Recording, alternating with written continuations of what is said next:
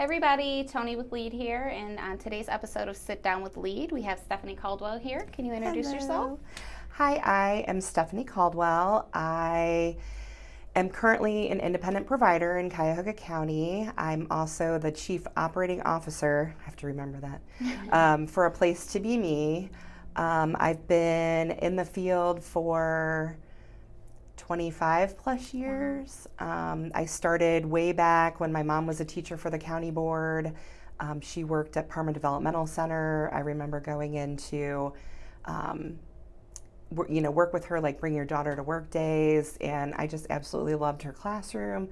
I loved all the other teachers. She worked with non-ambulatory, medically fragile. So I was exposed from a very early age of, that was just normal to me. And what is normal anymore, I don't know. So I had a lot of experience growing up through the county board, decided I wanted to be a teacher.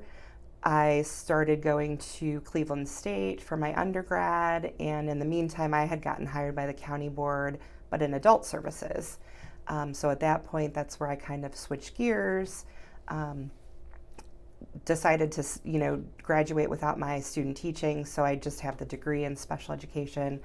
And I was hired into a classroom. Once I had my degree, I worked my way up, and I held several positions for the county through support administration, employment services, and as they privatized, I ended up going back to Parma Adult Activity Center as a supervisor.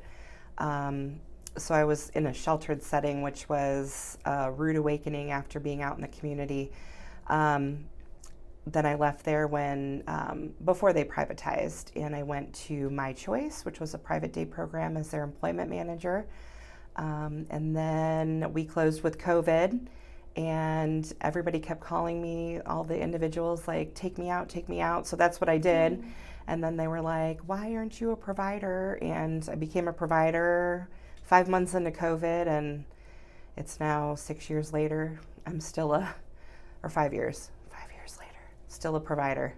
That's awesome. It's Yeah. also hard to believe it's 5 years since COVID. I know, it's crazy. Awesome. So when we're talking about kiddos who are still in high school, Yes. but maybe juniors or seniors that are on their way out the door, how can we make sure as advocates, as caregivers, as staff professionals, how can we make sure that their IEP goals really align to like what they're going to be experiencing once they're outside of high school? Well, in my experience, the transition process works better when you start earlier. I know some school districts will allow for transition planning to start at age 14, which I would highly recommend and push for if you can. I would say that make sure that the IEP goals relate to, life after graduation. I know a lot of planning gets done up until graduation, but I think that the push should really be, change the verbiage from in a classroom to in a work setting, in, an employment setting or a training setting or a daily living setting, and really start getting used to that type of language. I also think that they need to push participating in assessments and making sure that you are getting linked to outside agencies such as Ohio Opportunities for Ohioans with Disabilities, the Voc Rehab, any other agencies that might get involved via the Voc Rehab for job training, job assessments, summer work, and make sure that they are all in the picture. Make sure that it's a collaborative effort. Make sure that they are coming to IEP meetings so that everybody stays on the same page. I also think that it's important to have the SMART goals to make sure that everything is, realistic and can be measured and can be achieved, and that there's a time limit to them. Not just the willy-nilly goals, but make sure that it's, Stephanie will learn how to independently use transportation by the end of the 26th school year, and define what transportation means for Stephanie. So make sure that there's also concrete data that goes along with that, and that it's clear as to, when it's been achieved, what the viable skills are, what the strengths are, and where the areas of need still are. And just to, again, to make sure that you're using that adulthood language, like employment, independent living, transportation, being in the community. And the most important thing is to always make sure that you're including the student, to empower them to self-advocate in whatever way that they can. What are their ideas for after school? What are their ideas for independent living?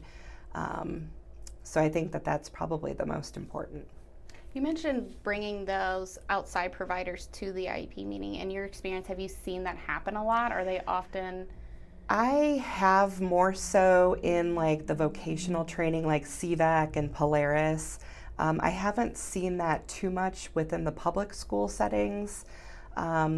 Sometimes OOD, Opportunities for Ohioans with Disabilities, would come to the table if they had a employment first counselor, because they had a little bit more flexibility than a typical OOD counselor. Right. But definitely more in those vocational settings, the vocational school settings, like CVAC and Polaris. And I think that that's important because you're taking them out to work settings, you're taking them out to vocational settings, you're assessing them. So I think it's important for everybody to be at the table to be able to report, and it's not coming in secondhand. Right.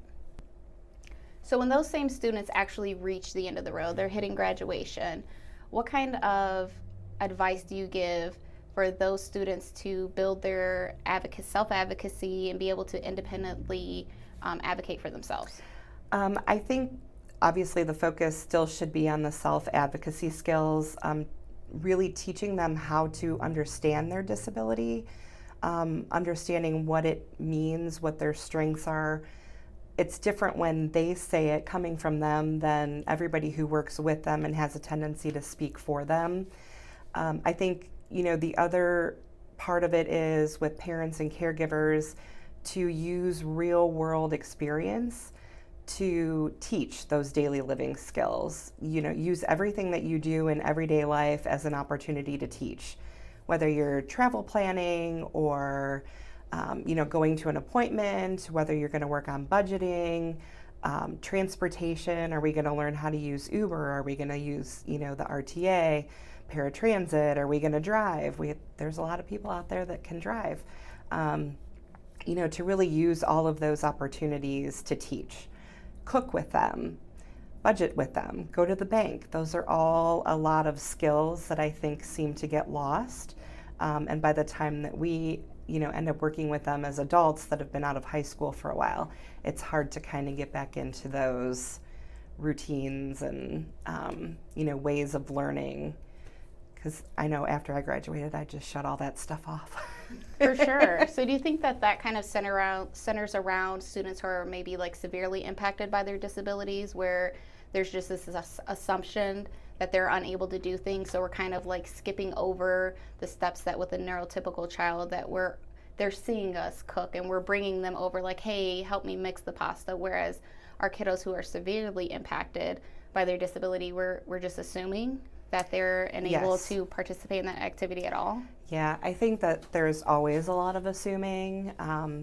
I've worked with individuals who are severely impacted to, and I hate using the term, high functioning or able. Mm-hmm. And it could just be the smallest thing, like, you can choose what you want to eat. You can, say yes or no as to if you want to try something. Even if it's just an eye gaze. I remember being in my mom's classroom and it was them hitting a switch to operate a mixer, to be a part of that, opportunity. So assuming that people can't do something is probably one of my pet peeves. And I'm always looking for, how can I make a reasonable accommodation? How can I change something to make them actively involved?